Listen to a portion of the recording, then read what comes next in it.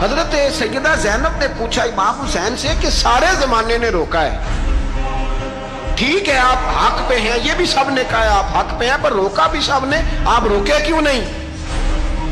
تو ابن کثیر اور ابن اسیر لکھتے ہیں کہ امام حسین رو پڑے، کہنے لگے بہن میں رک جاتا، پر میں نے رات کو نانا مصطفیٰ کو خواب میں دیکھا۔ تو حضور نے فرمایا حسین اگر آج یہ رواج پڑ گیا نا یزید جیسے لوگوں کا تو قیامت تک پڑا رہے گا، پھر لوگ کہیں گے کوئی نکلا نہیں تھا تو ہمیں بھی نکلنا، پھر لوگ ظالموں کے سامنے گردنیں جھکانے کے عادی ہو جائیں گے۔ میں کہتا رہتا ہوں، کہہ رہا ہوں، کربلا کی جنگ کفر اسلام کی جنگ نہیں، کفر اسلام کی جنگ نہیں کربلا کی، کیونکہ یزید تو بڑا پکا نمازی تھا، خطبہ دیتا تھا وہ تو۔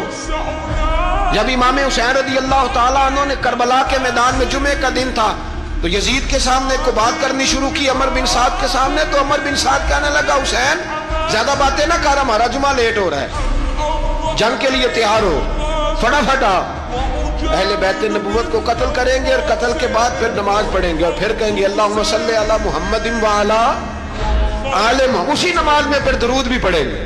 یہ کیسا مرتبہ ہے، کیسا انداز ہے، دوستی قاتل سے بھی مقتول سے یارانہ بھی۔ امام حسین نے حر بن یزید امام حسین سے کہنے لگا مجھے حکم ہے آپ کو روکنے کا، آپ آگے نہیں جا سکتے۔ امام صاحب نے فرمایا وجہ زمین اللہ کی ہے، اس نے کہا آپ بیعت نہیں کر رہے، یزید کی حالات آپ کے حق میں درست نہیں ہے، آپ نہیں جائیں گے۔ امام روک گئے۔ ظہر کی نماز کا وقت ہوا تو حضرت علی اکبر امام حسین کے بڑے صاحبزادے انہوں نے اذان ظہر پڑھی تو حر بن یزید کے لشکر نے امام حسین کے پیچھے نماز ادا کی۔ کہا بھئی تم مقابلے میں آئے ہو نماز پیچھے پڑھتے ہو؟ کہا حضور مقابلہ تو تلواروں سے کر رہے ہیں پر ہمارا دل تو مانتا ہے نا کہ مصطفیٰ کا نواسہ بڑی شان والا ہے۔ حر بن یزید نے 3 نمازیں لشکر سمیت امام حسین کے پیچھے پڑھی ہیں، 3 نمازیں، ظہر اثر اور مغرب۔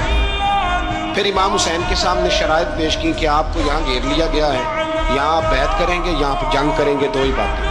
امام حسین نے فرمایا نہیں بھائی بیعت تو میں نہیں کرتا، اس کے علاوہ تم جو کہتے ہو میں کرنے کو تیار ہوں۔ اس نے خط لکھا، عبید اللہ ابن زیاد کو ایک بندہ دوڑایا پیچھے کوفے، چند میل پہ کوفہ تھا، کہا وہ نہیں مان رہے، کیا کرنا؟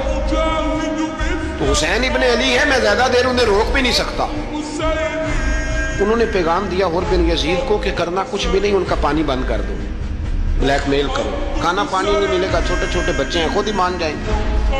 حضرت امام علی مقام کے بارے میں حر کے بعد جب یہ پیغام آیا تو حر کہنے لگا میری طبیعت نہیں مانتی حسین پر پانی بند کروں، دل نہیں مانتا۔ جب یہ لفظ کہے نا دوبارہ تو پھر عبید اللہ ابن زیاد نے عمر بن سعد کو 10,000 آدمی دے کے بھیجا، کہا حر بن یزید لچک دکھا رہا ہے حسین کے آنکھ میں۔ ایک رے کا علاقہ تھا، بڑی وہاں فصل ہوتی تھی، لوگ کوشش کرتے تھے وہاں کا گورنر بننے کی، کوشش کرتے تھے۔ تو عبید اللہ ابن زیاد کہنے لگا تمہیں رے کی گورنری ملے گی، سب سے سرسبز و شاداب علاقہ، تمہیں وہاں کا گورنر بنایا جائے گا اگر حسین کے خلاف لڑو گے۔ یہ اتنی زبردست ہوتی ہیں گورنریاں کہ گورنریوں کے لیے لوگ نسل رسول کے خلاف بھی نکل آتے ہیں، یہ اتنی تگڑی ہوتی ہیں، اتنی جلدی وفاداریاں بدلتی ہیں۔